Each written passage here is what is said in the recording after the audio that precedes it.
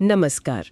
आज हम एक ऐसे पक्षी की दुनिया में उतर रहे हैं जो अपनी खूबसूरती और शान के लिए जाना जाता है, मोर। हाँ, मोर, बिल्कुल। हमारे पास मोर प्रकृति का शाही नर्तक शीर्षक वाले लेख से कुछ दिलचस्प जानकारियां हैं और हमारा इरादा है कि इस सामग्री से सबसे महत्वपूर्ण और हैरान करने वाली बातें निकाल कर सामने रखें। हाँ, बढ़िया रहेगा। देखते हैं क्या खास है इसमें। तो चलिए सीधे मुद्दे पर आते हैं।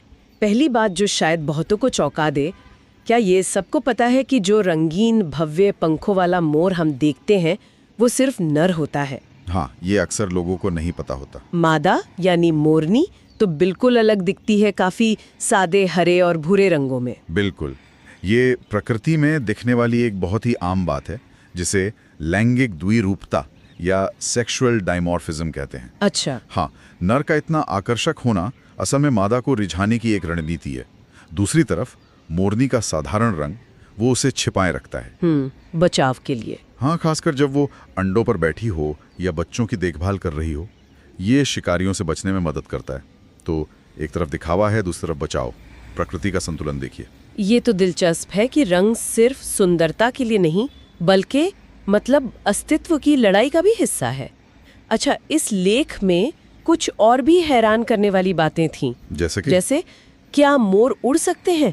क्योंकि इतने भारी भरकम पंखों के साथ उड़ना तो मुश्किल लगता होगा। बिल्कुल सही सोचा आपने। जानकारी के मुताबिक मोर उड़ तो सकते हैं। अच्छा। पर बहुत लंबी दूरी तक नहीं। वो कुछ देर के लिए हवा में छलांग लगा सकते हैं, शायद किसी पेड़ की डाली तक पहुंचने के लिए या फिर किसी खतरे से बचने के लिए। हाँ। लेकिन उनकी भारी ट्रेन यानी वो जो पंखों का गुच्छा है, हाँ, जो फैलाते हैं। हाँ बिल्कुल, वो उन्हें लंबी उड़ानों के लिए सक्षम नहीं बनाता। वे मूल रूप से जमीन पर रहने वाले पक्षी हैं। हवाई सफर इनके बस का नहीं। और पानी का क्या वे तैर भी सकते हैं? लेख में इस बारे में भी कुछ था। हाँ, और उसमें साफ लिखा है कि तैरने में वो बिल्कुल भी माहिर नहीं होते। बिल्कुल नहीं। उनका शरीर और पंखों का वजन पानी में उन्हें धीमा और थोड़ा अनाड़ी सा बना देता है। तो तैराकी के मुकाबले में जमीन पर दौड़ने या पेड़ों पर फुदकने में कहीं बेहतर हैं। समझ गई। और अब आते हैं उस चीज पर जो मोर को मोर बनाती है, उसकी पूंछ। लेख कहता है कि ये 6 फीट तक लंबी हो सकती है। 6 फीट? हाँ, 6 फीट। यह वाकई हैरान करने वाला आंकड़ा है। ये तो कई इंसानों की लंबाई से भी ज्यादा है। बिल्कुल, लेकिन यहाँ एक छोटी सी तकनीकी बारीकी है तो जानना दिलचस्प है। अच्छा, क्या? जैसे हम आम भाषा में पूंछ कहते हैं, वो असल में मोर की पूंछ नहीं है। अरे, तो फिर क्या है? वो तो पूंछ के ऊपर उगने वाले बेहद लंबे पंख हैं, जिन्हें तकनीकी भाषा में अपर टेल कवर्ड्स कहते हैं या आमतौर पर ट्रेन कहा जाता है। Okay, train. हाँ, असली पूंछ तो काफी छोटी होती है और इस भव्य ट्रेन को संभालने और फैलाने में मदद करती है, खासकर जब नर प्रदर्शन कर रहा होता है। अरे वाह, असली पूंछ तो पर्दे के पीछे काम कर रही है और शो सारा ये ऊपरी पंख कर रहे हैं।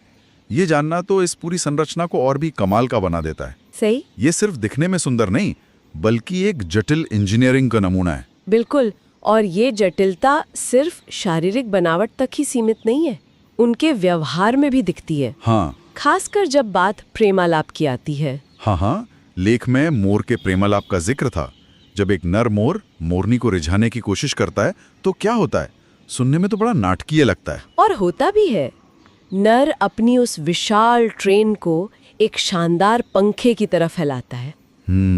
सैकड़ों आंखें जैसे निशान उसमें चमकते हैं, इंद्रधनुषी रंग, और फिर वो उन पंखों को तेजी से कमकमाता है। हाँ, वाइब्रेट करता है। इससे एक अजीब सी सरसराहट की आवाज पैदा होती है और पूरा नजारा रंगों से भर जाता है। ये सिर्फ एक दृश्य नहीं बल्कि एक दृश्य श्रव्य प्रदर्शन है, ऑडियो विजुअल डिस्प्ले। क्या बात है। इसका मकसद है मादा का ध्यान खींचना और ये दिखाना कि वो कितना स्वस्थ और योग्य साथी है। यानी पूरा तामझाम। कमाल है। लेकिन लेख ये भी बताता है कि मोर सिर्फ खूबसूरत दिखने वाले और नाचने वाले पक्षी ही नहीं है। नहीं, बिल्कुल नहीं। उनकी जिंदगी में और भी बहुत कुछ है। जैसे वे सांप खाते हैं। ये बात तो मुझे चौंका गए। हाँ, ये पहलू उनके सिर्फ सजावटी पक्षी होने की छवि को तोड़ता है। वे सक्रिय शिकारी भी हैं और सांप उनके आहार का हिस्सा हैं। सच में? हाँ, ये दिखाता है कि वे अपने इकोसिस्टम में एक भूमिका निभाते हैं। साथ ही जैसा कि लेख में जिक्र है, वे तेंदुओं जैसे शिकारियों से बचने के लिए तेजी से भागते भी हैं। अच्छा। तो उनमें सुंदरता के साथ साथ जीवित रहने की जबरदस्त ललक और क्षमता भी है। तो मतलब वे सिर्फ शो पीस नहीं बल्कि जंगल के कठोर जीवन का हिस्सा है। लेख में एक मजेदार काल्पनिक टिंडर प्रोफाइल का जिक्र था। हाँ, वो मैंने भी पढ़ा। कुछ ऐसा, शौक सांप खाना, सच में तेंदुओं से दूर भागना और अपनी 6 फुट लंबी डिस्को पूंछ का प्रदर्शन करना। हाँ, ये उनकी जीवन की हकीकत को हल्के फुल्के अंदाज में बताता है। बिल्कुल। ये हास्य हमें याद दिलाता है कि इन शानदार जीवों की जिंदगी सिर्फ उनकी बाहरी सुंदरता तक ही सीमित नहीं है।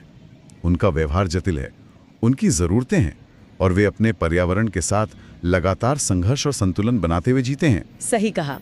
ये जानना उन्हें और भी सम्माननीय बना देता है। ये सब जानकर लगता है कि मोर सिर्फ एक पक्षी से कहीं ज्यादा है। और यहीं से बात आती है इसके सांस्कृतिक महत्व की। हमने जो पढ़ा उसके अनुसार ये भारत का राष्ट्रीय पक्षी है। बिल्कुल। और इसका राष्ट्रीय पक्षी चुना जाना सिर्फ इसलिए नहीं कि ये सुंदर दिखता है।